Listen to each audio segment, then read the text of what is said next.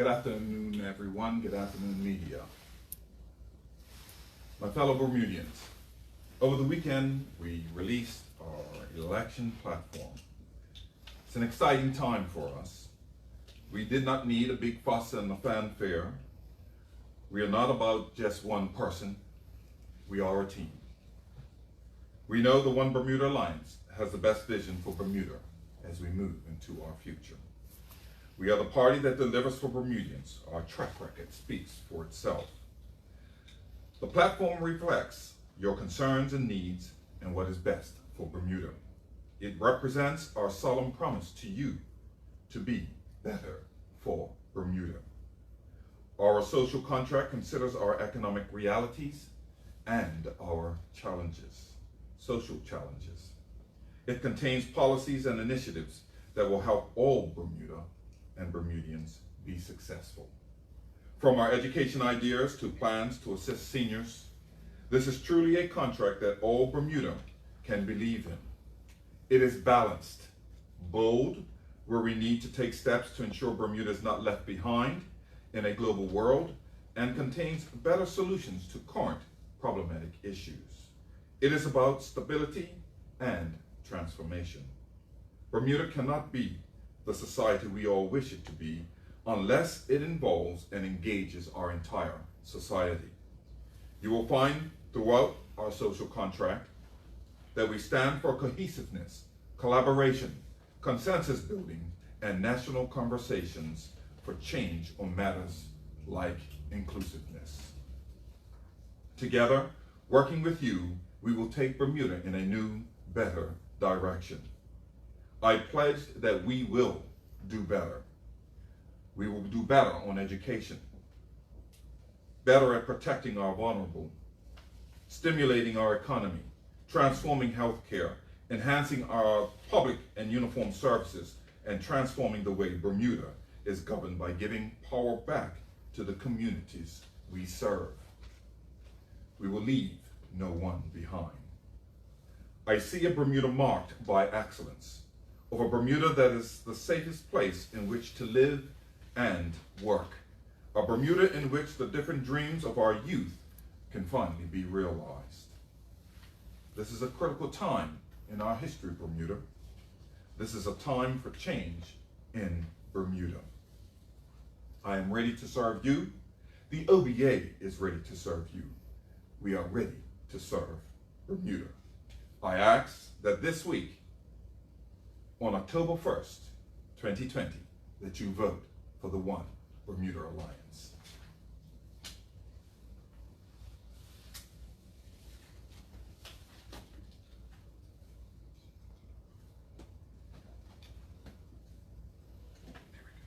Thank you.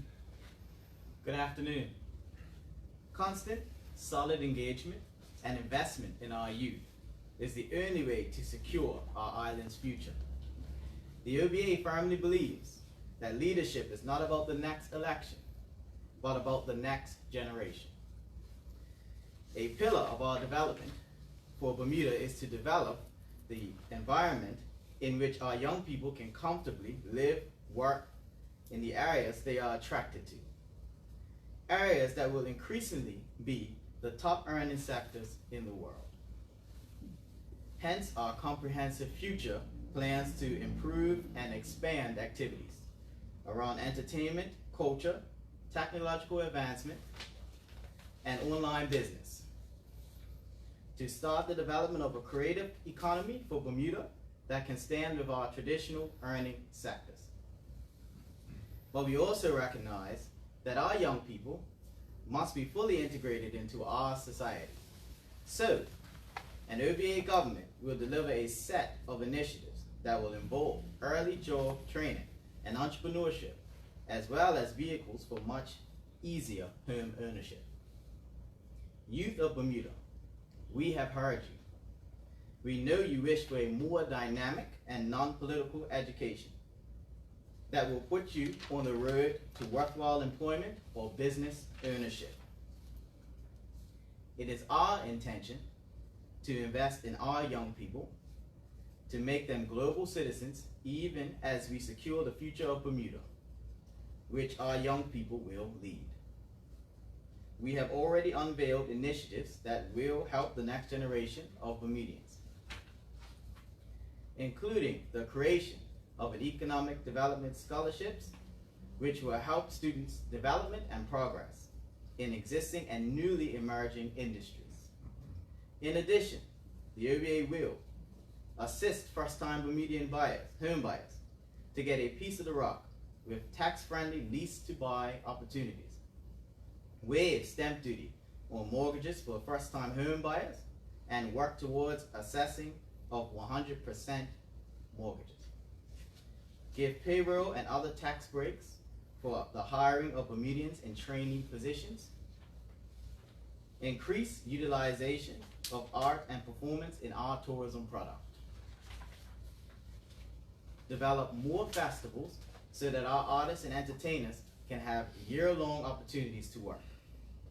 Expand film and TV incentive programs to attract Bermudian-based production and create visibility for Bermuda and career opportunities for Bermudians.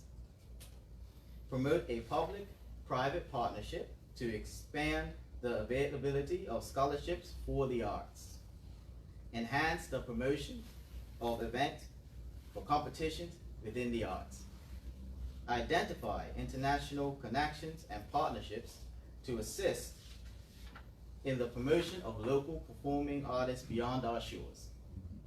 Develop a national parish competition that promotes the history and culture of Bermuda. Offer national development scholarships in the arts. Work with established international entities to establish an annual tech fair that exposes our youth to the cutting edge in robotics, coding, animation, and such future forward skills. Improve sports development, including certification of trainers. I firmly believe that these initiatives will not only help our youth, they will help Bermuda. Thank you. Okay, any questions? Yes, Owen Johnson Barnes with the Royal Gazette. Sure. Obviously, the platform was only just released this weekend. Can you say why the decision was made to release the platform so close to the election day? This is not something new. We wanted to ensure that we laid out a platform that represented all voices within the room. This is not something that is done unilaterally. So the timing has nothing to do with whether or not the election is just a few days away from now. The key is getting the information out there to ensure that Bermuda understands exactly where we are as a party. Now, the Progressive Labour Party earlier today criticized a lot of similarities between the OBA platform and the PLP platform because they put that platform out first. They suggested there was a degree of imitation involved. How do you respond to that? I respond by saying, wow. If you take a look at what just because the PLP put theirs out a few days ahead of us, quite frankly, is no measure of being able to say, oh, well, that we've been copying or we've taken ideas that they had in place. That's a farce, quite frankly. Our platform is true to who we are as a One Bermuda Alliance from and since 2012. What I do see with the PLP is a lot of candy being handed out with no way of being able to support that.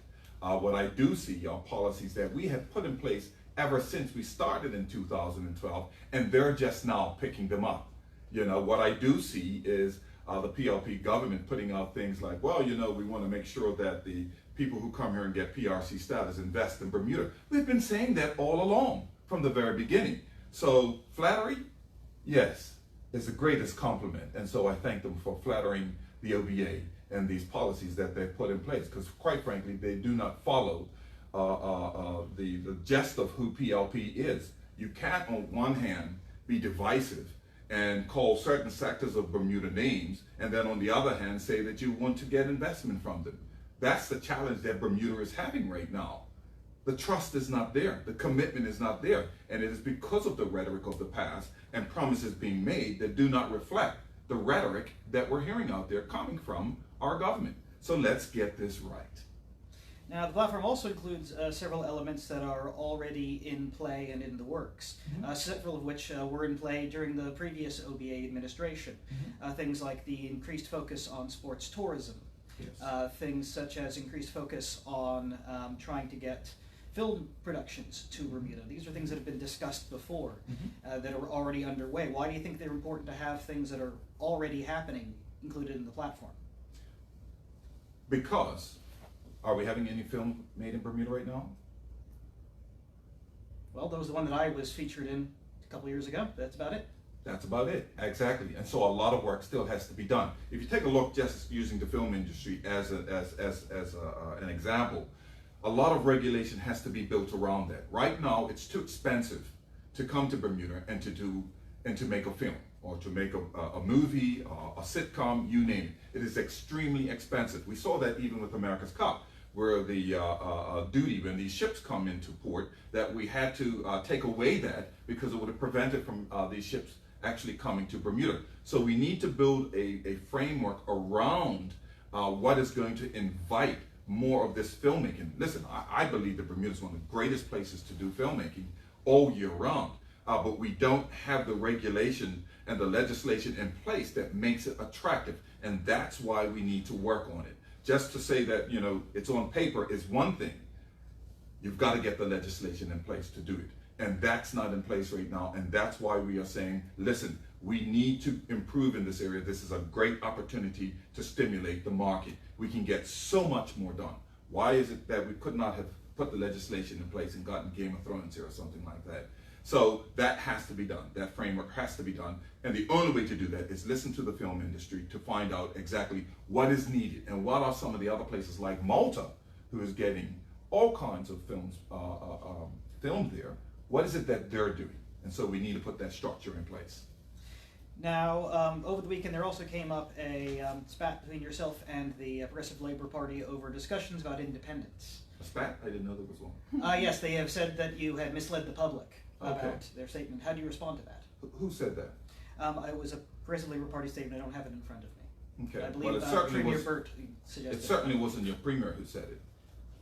He knows the conversations that we had, exactly what we had, and he knows the things that are not out there in the public that was discussed with he and I in the room.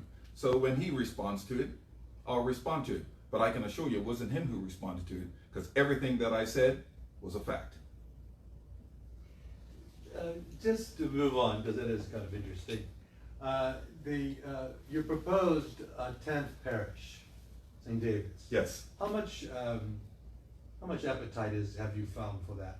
Obviously, in St. Sure. David's, you might find quite Sure. a bit, but Sure. I think it does have more to do with St. David's than it does with any of the other parishes. Those are already established.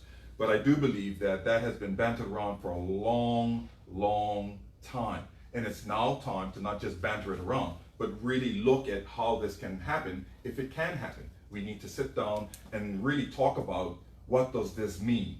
St. David's certainly is very unique and has been, quite frankly, a part of the St. George's Parish. However, if you take a look at St. George's and St. David's, completely different when it comes to the communities and how they have operated. And I believe that St. David's would love the opportunity to become a parish of their own. Historically, let's just face it. St. David's. I mean, St. David's, yes. Historically, I'm from St. David's, so you know the history is there. We were completely Pet separated. project then? Sorry. A pet project then? No. As I said, it was bantered around long before I came into politics. I would like to just advance it because St. David's is definitely a treasure. Other numbers there, I mean, in terms of population. Yeah, that's something that again that we would have to look at. When it comes to politics, that's different. You can always divide it up into constituencies. That way, that's completely different than looking at it as a parish on its own. So let's not mix those two up with one another. But as a parish, I think it would go a long way in establishing a community who, quite frankly, for so many years, our historical background is it gets left behind. Now, how does that jive with your intention to decrease the number of parliamentarians, decrease the size of politicians in the House? Sure. Again, you're confusing parish with constituencies. Well, you must be going to have other constituencies if you're going to. Well, if you take a look at the constituencies, they are not bounded by parishes. I'm Devonshire, but I have Paget constituents within my boundaries, so the two do not mix.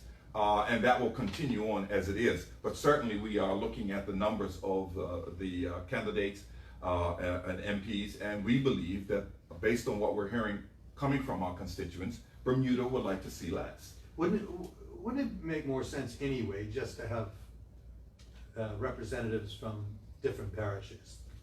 Just make it nice and simple. You know what? Let's talk about that for a minute. I like where you're going with this here. I believe that in a small island like Bermuda, I recognize that we have this magical number of 36 constituencies, but quite frankly, for an island of 60,000, 40,000 of those who can vote, eligible to vote, we're not making good sense out of having that many constituencies, and the public have to pay for this here. And so I believe that's when I was premier in 2012, we reduced the number of our cabinet ministers, and we were looking also at reducing the number of constituencies that we actually do have. Unfortunately, you know, we did not have the opportunity to fruition, but I'm still on that mandate from the very beginning that we need to reduce the cabinet. It is not necessary to have so many cabinet ministers. We need to reduce the size of the number of constituencies and the tax burden that it is to the constituents of Bermuda. Why is it a problem that the Speaker of the House is a member of one of the parties, is not an independent? Why is it a problem? Well, I mean, you're proposing to change it. Yeah, I believe that it should be independent. Listen, this last 3 years has been an eye-opener to us on many issues we've seen in the House of Assembly, where I personally felt, and the Speaker is a friend of mine, decisions were made that were not objective. And the only way to ensure that we have objectivity is to make it an independent speaker, to ensure that you have that objectivity there in the House. You know, it's interesting, Rogazette raised the point about how this whole platform was kind of rolled out on a Saturday, and here we are just a few days before the election. And the PLP pretty much have come out and had their initial objections to your platform right away. One of them was the fact that they talked about that you had raised the future care premiums by 30% in the short time that you were in office, by 30% for seniors. That doesn't sound very good. Doesn't sound very good at all. What I can say is that healthcare has continued to spiral out of control, and we need to wrestle it down. We believe that there are too many repeated types of testing that is going on, which is why we said we need a unique patient identifier. This will reduce and put out information, a duplication of testing and the likes. We understand that our healthcare cost has spiraled out of control. The other main concern with healthcare is that there are too many people who do not have insurance at all, and we need to fix that. We have talked to the private insurance industries on their own. They have committed to finding a solution to this here so that we ensure that all of Bermudians have health care. But at the end of the day, it has continued to rise over successive governments. But the government's proposing reform. Yes, the government is proposing reform. And what have you heard about that since which? Nothing at all. They proposed reform a year ago plus, and we've seen nothing else come to fruition. And why is that? Because they did not consult with the private sector, those who are professionals in the services, to ensure that they got it right. And so now, here goes government again, handing out Skittles, and now they have to retract. It's a track record of that. We handed out free this and free that by a PLP government, only to have to retract it. The key is do the investigations into and the research into what is going to make it effective, and then you can launch something because you have the private sector, you have the people of Bermuda behind it. Someone comes up with a fancy idea, is great, but it doesn't mean that it's going to work unless you consult with the body of Bermuda, and we can expand that into all kinds of things. Okay, I mean, I'd like to get really right down to the nitty-gritty of the question for this election. Sure. And that is, you know, a lot of people believe that the OBA was caught short-handed with the call of this election. And the truth is that, you were trounced in the last election. Yes. And the belief is that you've never really been able to muster the sort of support from the community since. And I'm not sure how much you've tried or how hard you've tried, but it seems like it's been an uphill battle, hasn't it been? Well, listen, you want to get to the nitty gritty. 2017 was a blow. Absolutely. When the OBA government had stimulated the economy, created jobs, created opportunities for Bermudians, to then have to lose the number of seats that we did lose was a heavy blow. But you know what? We're people, and you need to learn from your past experiences. And the One Bermuda Alliance has been building since which, from then, if you go into the annals of our history politically, let's just recall when PLP went down.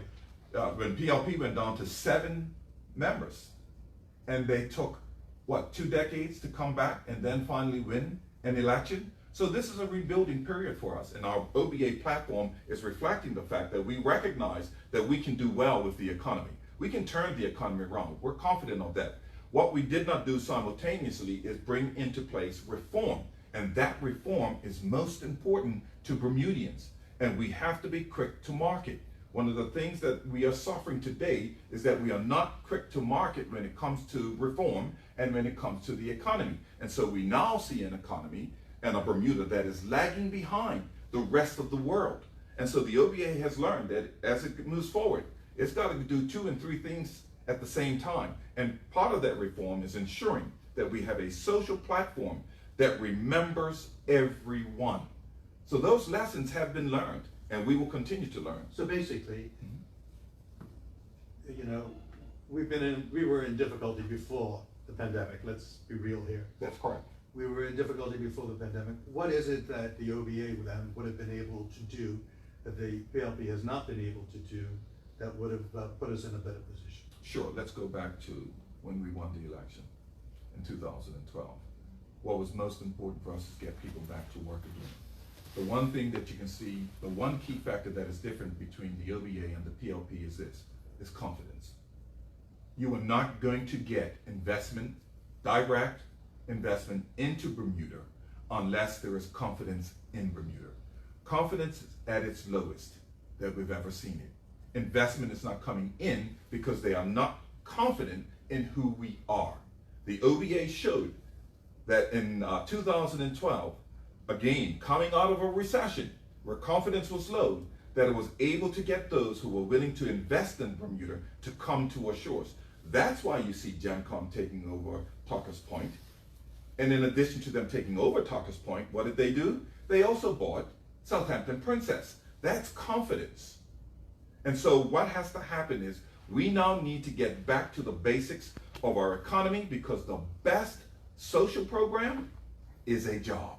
We need to get our people back out feeling confident in who they are, feeling confident that they can afford to put food on the table for their families, and let's get on with it, creating a Bermuda that we know can thrive. Our young people, as we just listened this morning, are being left out of the equation. We have 4 things. We've got land, we've got sea, we've got our air, and we've got space. Okay? And we need to bring that into the digital world. It's our young people that have the ideas on how to transform when it comes to our land. Let's get our young people involved in hydroponics, aquaponics. I went away and saw one of these plants. It was all young people sitting at a computer, adjusting the streams of light spectrum on a computer that created the flavors. Okay, that's all interesting, Mr. Cannon, but let's be real. The PLP completely outmaneuvered you in the last election, and the question is, aren't they doing that right now? Isn't that what they've been doing? They've had, Whose opinion are you talking about? I'm just saying, in terms of a ground game, they seem to be all over the place. We're all over the place. Are you? That's Absolutely. the question I'm asking. Well, where have you been? I've been out in all these constituencies. People are out there. I'm not sure whose opinion you're using, but it's flat outright wrong. I'm asking you. But you're asking me these things, and I'm saying to you, well, whose opinion is that? Have they outmaneuvered us? They won the election in 2017.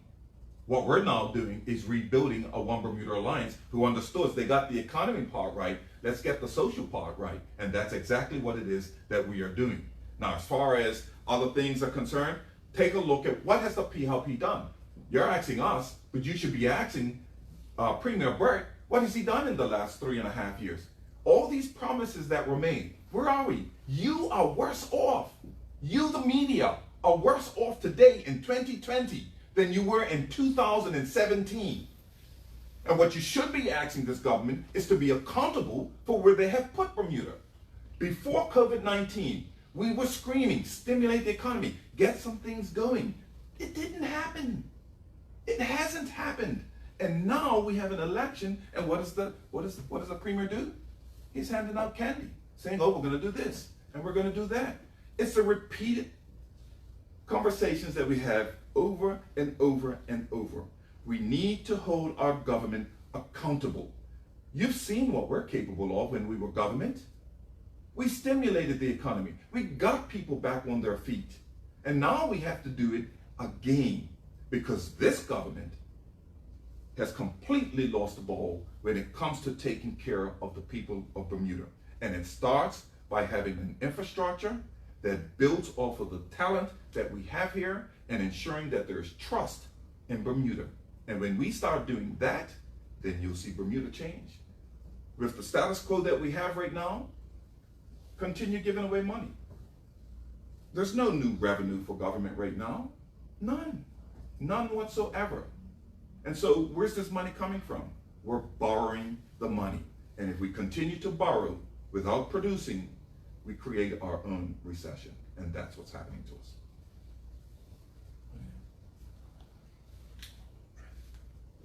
Right.